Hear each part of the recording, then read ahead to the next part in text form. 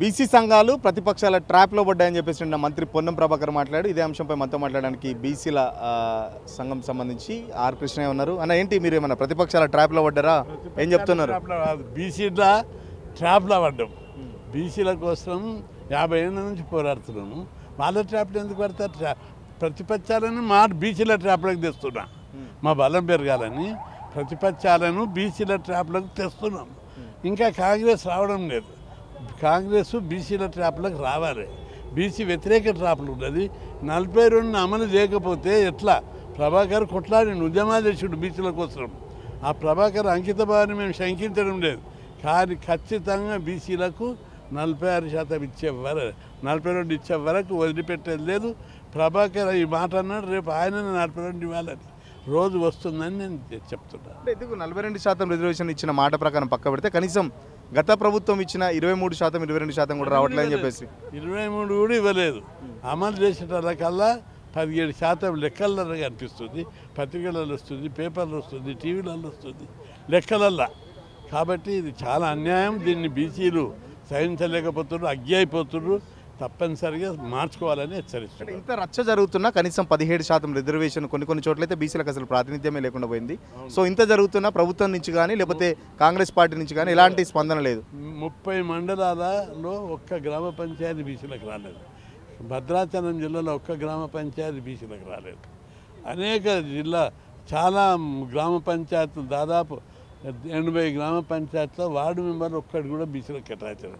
ఇంత అన్యాయం జరుగుతుంటే బీసీల విషయంలో దానికి సమాధానం చెప్పకుండా ప్రభుత్వం తప్పించుకునే కుట్ర చేస్తుంది. మార్చుకోవద్దు. ముఖ్యమంత్రికి భయపడుతున్నారు, అందరు మంత్రులు భయపడుతున్నారు, కాంగ్రెస్ పార్టీ వాళ్ళు భయపడుతున్నారు. భయపడకుండా ధైర్యంగా నిలబడండి. ముఖ్యమంత్రికి నేనే క్లోజ్. ఆ మాటకు వస్తే నేను బీసీల విషయంలో రాజు పడదలుచుకోలేదు. ముఖ్యమంత్రి ఎంగున్నాడు, ఏమైనా చేస్తాడు బీసీలకని ఆశపడుతున్నా కార్యసాధకుడి. కానీ జాతికి అన్యాయం జరిగినప్పుడు ఎవరిని వదిలిపెట్టేది లేదు, ఎక్కడ కూడా రాజీ పడేది లేదు.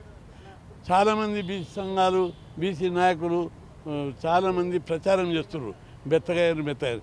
ఎవ్వరు మెత్తగాలేదు. ఎవ్వరు కూడా ప్రభుత్వానికి లొంగబోరు. ఎందుకు లొంగుతారు? జాతి కోసం పోరాడుతున్నాం కాబట్టి పోరాటం సాధిస్తాము. విజయం సాధించే వరకు వదలం. మేము చేయాల్సింది అంతా చేసాం. బీఆర్ఎస్ బీజేపీ అడ్డుకుంటుంది, ఇవ్వాల్సిన బీజేపీ అసలు నోరు మూసుకుంది, ఏం మాట్లాడట్లేదు అని చెప్పేసి చెప్తారు. రాజ్యాంగం ఏముందో చదువుకోరా, చదువు రాదా? 243D6లో రాష్ట్ర ప్రభుత్వానికి పవర్ ఉన్నది. దాని ప్రకారం అసెంబ్లీలో బిల్లు పెట్టారు, చట్టం చేశారు. రాజ్యాంగం ఉన్నది, హక్కు ఉన్నది, చట్టం చేశారు, జనాభా లెక్కలు తీశారు. టోటల్ బలంగా జీవో ఉన్నది. దీన్ని వీళ్ళు వాదించలేక కోర్టులను అడ్డం పెట్టి వీళ్ళకి చేతగాక స్టే వచ్చింది. అక్కడ గ్యారంటీ కేసు గెలుస్తాం, గెలవకపోతే సుప్రీంకోర్టు దాకా పోతాం. దేశాన్ని ఒక కుదిపి బీసీలు అంటే ఏంటిదో అన్ని రాజ్యాంగ వ్యవస్థలకు బుద్ధి చెప్పదలుచుకున్నారు. ఏం తమాషుందా? ఒక్కొక్కరు దేశం కోసం విప్లవాలు తెస్తుంటే మేము ఈ బీసీల కోసం వదులుతామా? ఎవరిని వదలం. న్యాయం కోసం, ధర్మం కోసం ఎంతకైనా తెగిస్తామని హెచ్చరిస్తారు. చేయాల్సిన బీజేపీ ఎందుకు మౌనంగా ఉంటుంది? అసలు ఎందుకు చేస్తుంది? మీ దగ్గర 236 మంది ఎంపీలు ఉన్నారు లోక్సభలో. నోరు తెరిచి వీళ్ళు నోరు తెరిచి అడిగితేనే కదా. ఎందుకు అడగలేదు? ఒక ప్రైవేట్ బిల్లు ఎందుకు పెట్టలేరు? ఒకరోజు వాకౌట్ బీహార్ కోసం ఓడ్చారని నెలలు వాకౌట్ చేశారు. మీరు ఎందుకు వాకౌట్ చేయలేదు బీసీల గురించి? మీ చిత్తశుద్ధి ఎక్కడుంది? ఇక్కడ కనిపిస్తుంది. కాబట్టి మీకు చిత్తశుద్ధి లేదు. ఒట్టి నామకే వస్తే బీజేపీని విమర్శించడానికి ఉపయోగించుకుంటున్నారు, కానీ మీకు చిత్తశుద్ధి లేదు. గతంలో ఒక సందర్భంలో మహేష్ కుమార్ గౌడ్ రేవంత్ గౌడ్ అని చెప్పేసి కూడా పొగిడిన పరిస్థితి. మరి ఇప్పుడు రేవంత్ గౌడ్ బీసీని మోసం చేస్తున్నా, ఏం చెప్తారు మరి మీరు? మహేష్ గౌడ్ అట్లా మోసం చేయడు. రేవంత్ గౌడ్ ఇప్పుడు రేవంత్ గౌడ్ వ్యక్తిత్వం మీద నేను మాట్లాడదలుచుకోలేదు. గొప్ప వ్యక్తిత్వం ఉన్నది. ఎందుకంటే ఆయన బీసీల దగ్గరికి వచ్చినప్పుడు కానీ, దళితుల విషయంలో కానీ అనేక విషయాల్లో కొంత సరళంగా ఉన్నా ఈ విషయంలో మాత్రం బీసీకి అన్యాయం జరిగింది. కాబట్టి పోరాటమే. ఖచ్చితంగా ఏదైతే 42% రిజర్వేషన్ అని చెప్పేసి పార్టీ 17% ఇచ్చిందో దానికి సంబంధించి మా పోరాటం ఎప్పటికీ కొనసాగుతూనే ఉంటుందని చెప్పేసి చెప్తున్న పరిస్థితి.